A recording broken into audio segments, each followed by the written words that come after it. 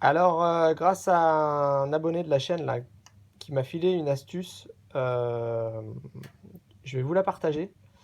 Je le remercie d'ailleurs parce qu'en plus il m'a donné le lien vers une autre chaîne YouTube que je vais vous mettre en description. Parce que ça peut arranger certains. Parce que j'ai déjà vu sur les forums la question, c'était de savoir quand on a deux groupes de lyres. Donc là, moi par exemple, j'ai des lyres spot ici et j'ai des lyres wash ici. Quand on met le move FX, bah forcément on a le même effet. Et lui, sa problématique, c'est qu'il voulait quand même que ses lyres bougent, mais pas de la même façon. Et bien, il y a une astuce que je trouve révolutionnaire. On va utiliser le beam FX, donc pour le deuxième groupe de wash. Et quand on va aller dans les paramètres donc de beam FX, c'est vrai que moi, j'avais jamais prêté attention le fait qu'on puisse également, bien sûr, tourner le potard, par exemple, là, sur l'ouverture, et on peut également appuyer dessus. Et en appuyant dessus, ça apporte d'autres paramètres, dont le zoom, l'iris, le pan et le tilt. Donc ça, c'est énorme. C'est énorme parce que en faisant un effet beam FX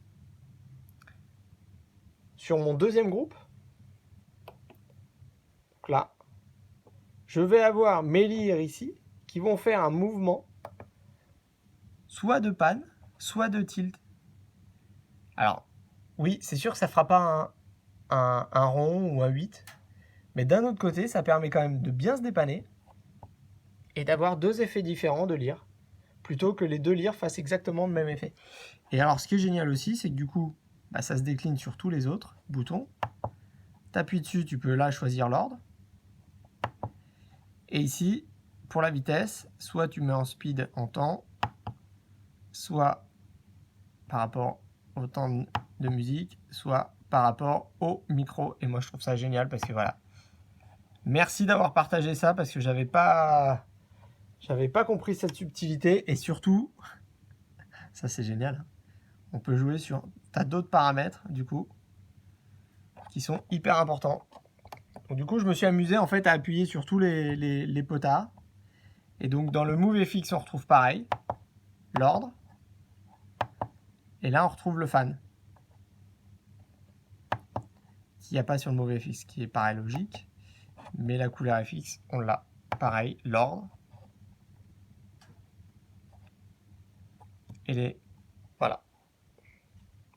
Donc, franchement, grâce à ça, du coup, eh ben, j'ai mes lyres spot qui font un mouvement 8.